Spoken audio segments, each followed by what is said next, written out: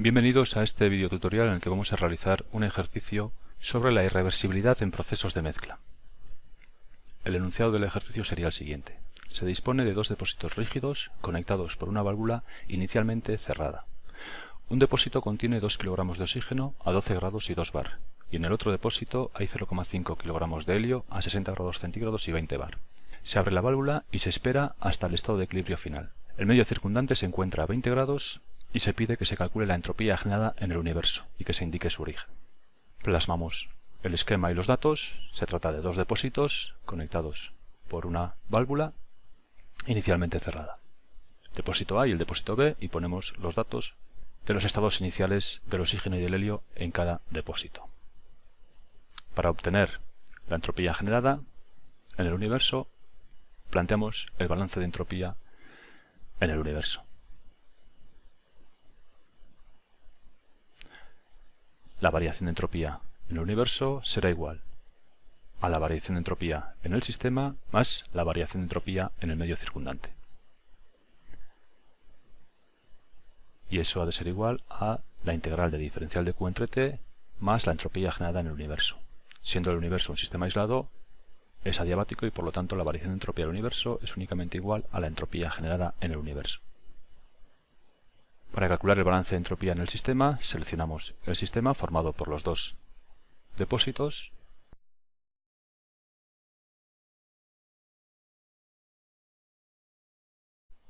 Se trata de un sistema cerrado, inicialmente dividido en dos subsistemas.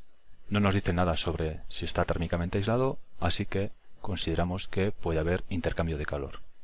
Así tendremos que la variación de entropía del sistema, aplicando el balance de entropía en el sistema, ha de ser igual a la integral de diferencial de Q respecto de T más la entropía generada en el sistema, donde T es la temperatura en cada instante a lo largo del proceso, más la variación de entropía del medio circundante, que será Q recibido por el medio circundante, por lo tanto positivo, entre la temperatura del medio circundante, T sub 0. Y esto ha de ser igual a la entropía generada en el universo, al tratarse el universo de un sistema aislado.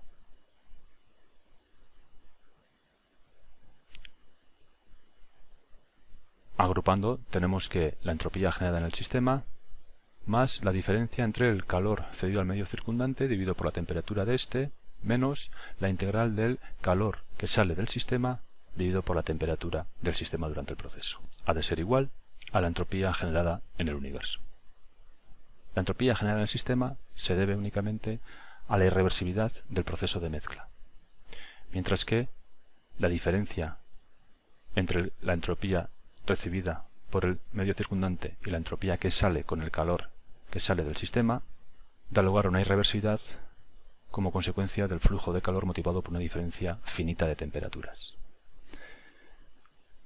Toda vez que la temperatura del sistema es variable durante el proceso de mezcla y este es un proceso irreversible y no se puede formular diferencial de Q en función de T, una alternativa para poder resolver este inconveniente es extender las fronteras del sistema hasta el medio circundante inmediato o próximo, donde la temperatura ya sea constante e igual a la del medio ambiente. De este modo, al extender las fronteras del sistema, el intercambio de calor se produce no a una temperatura variable T, sino a una temperatura constante T sub 0.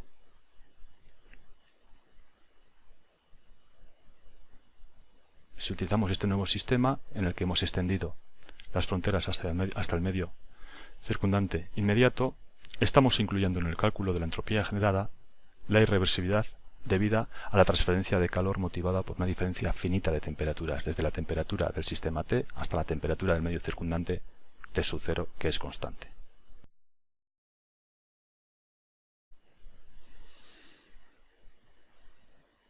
De este modo tendríamos que la entropía generada en el sistema sería igual a la variación de entropía del sistema menos Q entre T sub 0. Ahora utilizaríamos ya, por lo tanto, la temperatura de la frontera extendida del nuevo sistema. Para calcular Q aplicamos el primer principio de la termodinámica, siendo las paredes de los depósitos rígidas, no hay trabajo de espaciamiento frontera y por lo tanto el intercambio de calor es igual a la variación de energía interna en el proceso. Dividimos el sistema en dos subsistemas y por lo tanto calculamos primero la variación de energía interna del oxígeno y después la variación de energía interna del helio. Considerando gas ideal, tenemos que la variación de energía interna del oxígeno en el depósito A durante el proceso es igual a la masa de oxígeno por el calor específico a volumen constante del oxígeno por la diferencia de temperaturas entre la temperatura final y la temperatura inicial del oxígeno. En el estado final de equilibrio termodinámico se verifica equilibrio térmico y por lo tanto la temperatura será uniforme en toda la extensión del sistema.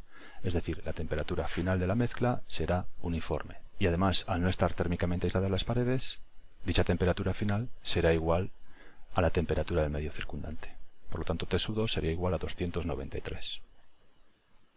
Sustituyendo, obtenemos que la variación de energía interna es 2 por 0,657 por 293 menos 285,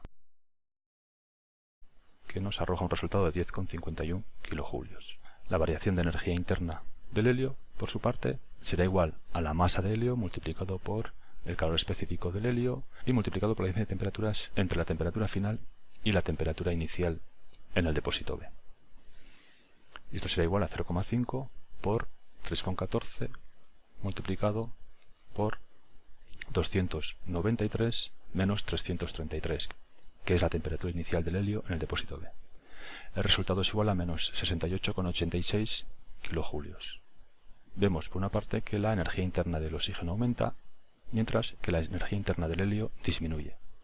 La resultante será igual al intercambio de calor, que nos da un resultado de menos 52,35.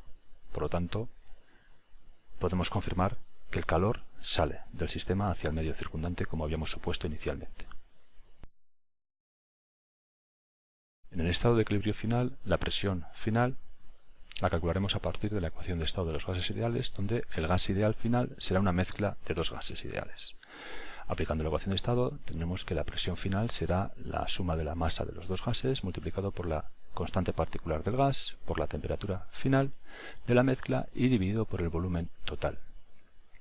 Siendo las paredes rígidas, el volumen final es el mismo que la suma de los volúmenes de cada uno de los depósitos. Para calcular el volumen de cada uno de los depósitos, aplicamos la ecuación de estado de los gases ideales en el estado inicial para cada uno de los dos depósitos. Así tendríamos que el volumen en el depósito A sería la masa de oxígeno multiplicado por la constante particular del oxígeno por la temperatura inicial del oxígeno dividido por la presión inicial del oxígeno. Y esto nos arroja un resultado de 0,741 metros cúbicos. El volumen en el depósito B sería igual a la masa de helio multiplicado por la R' del helio multiplicado por la temperatura inicial del helio dividido por la presión en el depósito B inicialmente.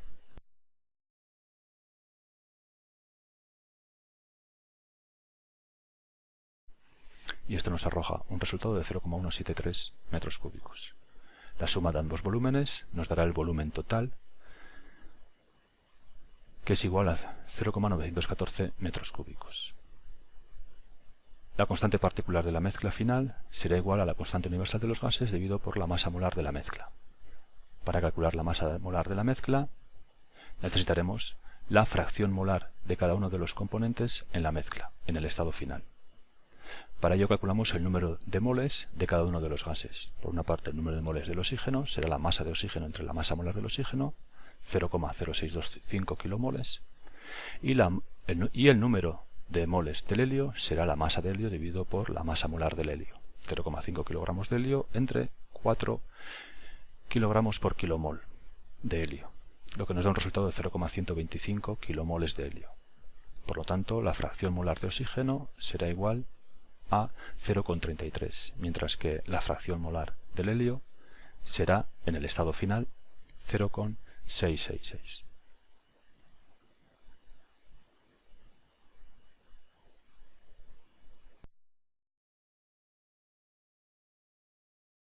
Sustituyendo valores, tendríamos que la masa molar de la mezcla, por lo tanto, sería igual a 0,33 por masa molar del oxígeno, 32, más 0,66 por masa molar del helio, 4, resultando una masa molar de 13,33 kilogramos por kilomol de mezcla. De este modo tendremos que la constante particular de la mezcla será 8,3145 dividido por 13,33, es decir, 0,623 kilojulios partido kilogramo grado Kelvin. Sustituyendo ya el volumen total y la constante particular de la mezcla en la ecuación de estado de los gases ideales para el estado final, tendremos que la presión final será 2 más 0,5, la masa total multiplicado por 0,623 por 293 dividido entre 0,914, lo que nos da un resultado de 500 kilopascales o 5 bares. Una vez que ya tenemos la presión final, podemos calcular la variación de entropía en el sistema. Nuevamente dividimos el sistema en dos subsistemas, el A y el B. Por lo tanto, la variación de entropía en el subsistema A durante el proceso 1 a 2 será, considerando el oxígeno gas ideal, igual a la masa de oxígeno multiplicado por el calor específico del oxígeno multiplicado por el neperiano de la temperatura final entre la temperatura inicial en el depósito A menos la constante particular del oxígeno multiplicado por el neperiano de la presión parcial del oxígeno en la mezcla final dividido por la presión inicial del oxígeno en el depósito A. De igual modo tendremos que la variación de entropía en el subsistema B durante el proceso 1-2 será igual a la masa de helio multiplicado por el calor específico del helio multiplicado por el neperiano de la temperatura final entre la temperatura inicial del helio en el depósito B menos la constante particular del helio multiplicado por el neperiano de la presión parcial del helio en la mezcla en el estado final dividido por la presión inicial del helio en el depósito B.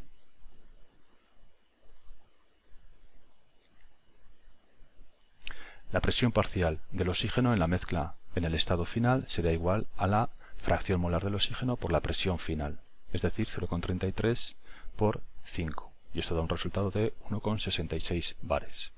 Mientras que la presión parcial del helio en la mezcla del estado final será la fracción molar del helio multiplicado por la presión final, es decir, 0,66 por 5, lo que nos da un valor de 3,33 bares. Sustituyendo ambos valores en el cálculo de la variación de entropía de cada uno de los subsistemas, obtenemos los siguientes valores.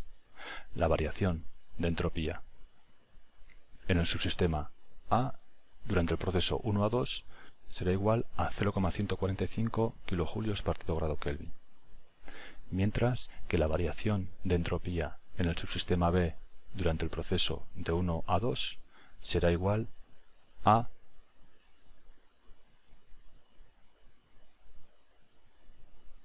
1,527 kilojulios partido grado Kelvin. La variación de entropía del sistema será igual a la suma de la variación de entropía de los dos subsistemas en los que lo hemos dividido, y nos da un resultado total de 1,673 kilojulios partido grado Kelvin. Por lo tanto, la entropía generada en el sistema en el que hemos ampliado las fronteras hasta el medio circundante próximo o inmediato será igual a 1,673 menos el calor entre la temperatura del medio circundante, es decir, menos 500,35, puesto que sale el calor del sistema entre 293, lo que nos da un valor de 1,852 kilojulios partido grado Kelvin. Y ya hemos demostrado previamente cómo esta entropía generada, calculada en este sistema en el que hemos extendido las fronteras hasta el medio circundante inmediato, es igual a la entropía generada en el universo, que es lo que nos preguntaban.